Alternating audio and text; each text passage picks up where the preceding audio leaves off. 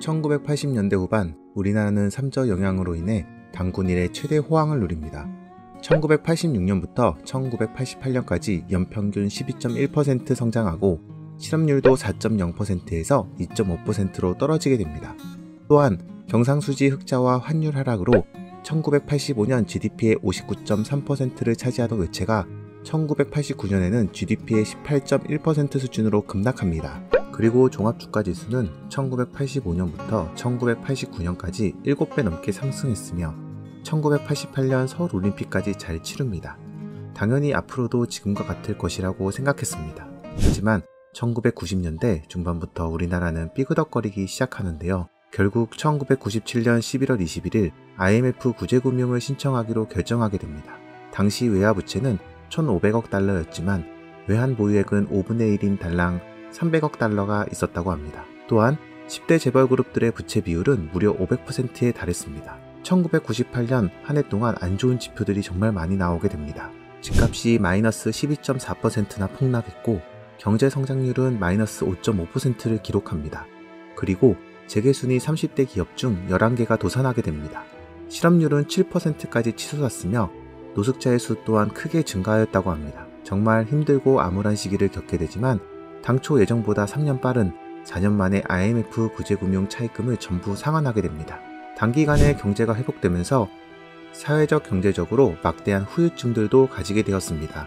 1980년대 후반 단군 이래 최대 호황을 경험한 한국이 어쩌다 한순간에 무너지게 되었을까요? 오늘의 영상은 한국의 IMF 외환위기에 대한 이야기입니다. 우리나라는 35년간 일제강점기와 3년간 한국전쟁으로 인해 국토는 매우 황폐해졌고 기반시설은 대부분 파괴되었습니다. 온 국민이 피나는 노력으로 나라를 살리고 발전시킵니다. 또한 정부에서는 경제 5개년 계획 등을 통해 나라 산업의 근간을 다지게 됩니다. 보릿고개에 시달리던 사람들이 이제 먹고 사는 문제에서 완전히 벗어나게 되었고 생활 수준이 급격하게 상승하게 되죠. 이렇게 내수 경기가 활성화되면서 경제가 크게 발전하게 됩니다. 1980년대 후반에는 저유가, 저금리, 저달러로 인한 삼저를 기반으로 단군 이래 최대 호황을 누립니다. 하지만 미국의 검은 월요일과 일본의 버블 붕괴로 인한 세계 경제의 퇴조, 국내적으로는 원화 절상과 통상 압력, 과잉 투자로 인한 국제 수지 악화로 1989년에 경제가 무너지기 시작합니다. 그러나 1990년대 초까지는 6%를 넘는 고성장을 이어가며 양호한 성장률을 기록하는데요. 1993년부터 1995년에는 반도체 등 첨단 산업의 규모가 커지면서 오히려 호황이 찾아옵니다. 1996년 12월 우리나라는 한강의 기적을 이루어내며 OECD에 가입했고 선진국 반열에 들은 것을 자축했습니다. 그러던 1997년 여름 태국에서 문제가 발생합니다. 투기 세력으로부터 환율을 방어하기 위해 1997년 연초 459억 달러에 달했던 태국의 외환 보유고가 25억 달러 수준으로 급감하는 상황이 발생합니다. 고정환율제에서는 외환 보유고를 적정 수준을 유지해야 하지만 외환 보유고가 바닥나면서 태국 바트와의 신뢰도가 하락하게 돼버립니다. 이로 인해 7월 2일 태국 정부는 바트와의 고정환율 제도를 포기하고 변동환율제로의 이행을 선언하면서 금융위기를 촉발시킵니다. 그리고 이 위기는 말레이시아, 인도네시아, 필리핀 등의 동남아시아 국가들의 외환위기로 번지게 되는데요. 태국을 시작으로 투기 세력들이 아시아 자본시장을 무너뜨리기 시작한 것이었습니다. 말레이시아는 태국과 같은 고정환율제를 기반한 상황에서 인플레이션과 재정적자가 나타나고 있었는데요. 투기 세력으로 인해 화폐 가치가 급락하면서 금융위기를 겪게 됩니다. 인도네시아는 두 나라와는 달리 관리변동 환율제를 기반으로 통화제도의 탄력적 운영이 가능할 뿐만 아니라 경제지표 또한 건전한 편이었는데요. 하지만 투기 세력의 집중 공격으로 인해 결국 자유변동 환율제의 이행을 발표하게 되며 금융위기를 겪게 됩니다.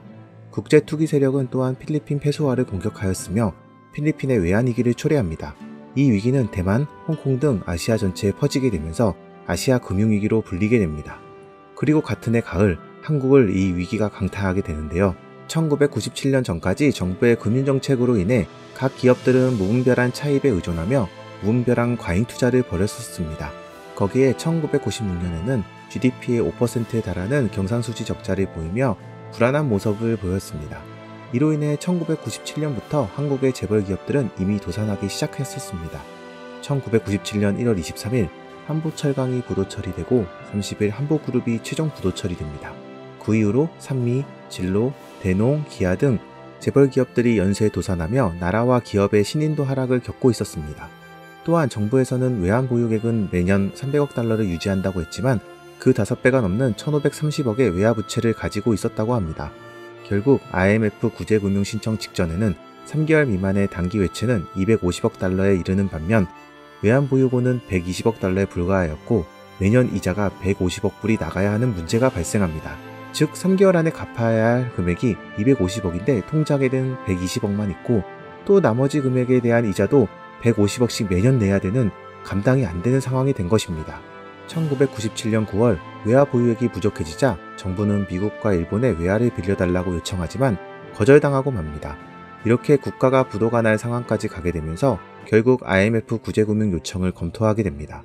임창열 경제부총리는 11월 20일 오후 IMF 수석 부총재와 만나고 재경원 등 관계부처 논의 후 바로 다음 날인 11월 21일 IMF 구제금융을 신청키로 결정합니다.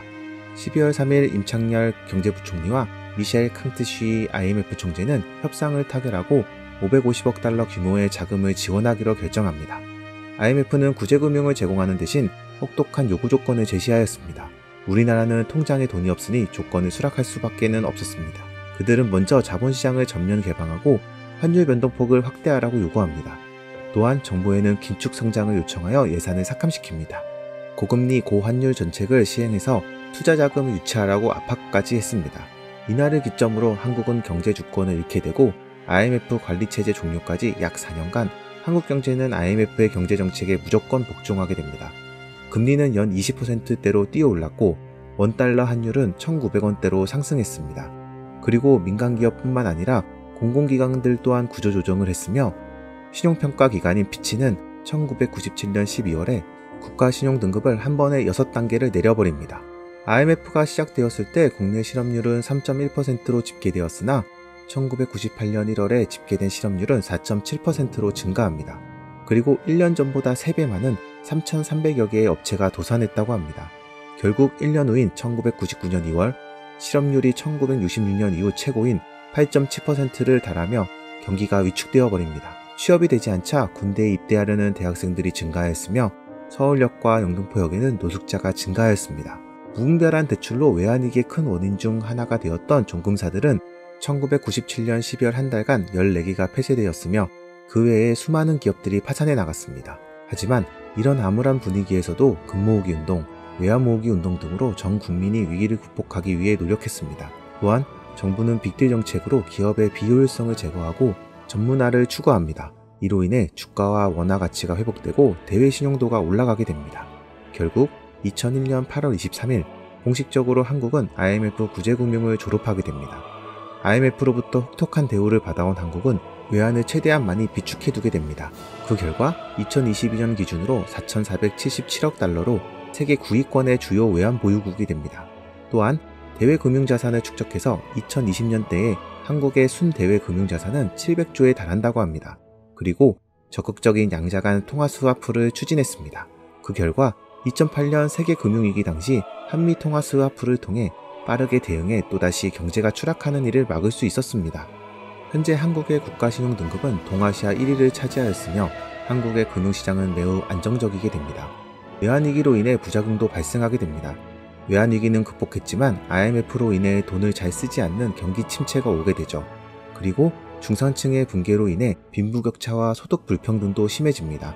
IMF 이후 구조조정이 일상화되면서 명예퇴직, 신입사원 채용 축소라는 고용불안 또한 생겨났습니다. 이렇게 한국은 1997년 IMF 구제금융으로 최악의 시기를 보냈으며 피나는 노력으로 이 위기를 극복합니다. 그리고 이것을 교훈삼아 2022년 기준 GDP 세계 13위라는 경제대국이 되었습니다. 한국의 IMF 외환위기는 지급준비정책의 변화, 외환보유고 관리의 실패, 정경유착으로 인한 부정대출, 환율 운용 정책 실패, 금융기관의 부실, 해외 투기 세력의 공격 등 복합적인 요인으로 인해 발생했다고 합니다. 외환위기를 극복해 나가며 우리나라는 경제적으로 크게 성장하게 되지만 부작용 또한 크게 증가하게 됩니다. 부작용으로 인해 다양한 사회 문제가 발생하게 되는데요.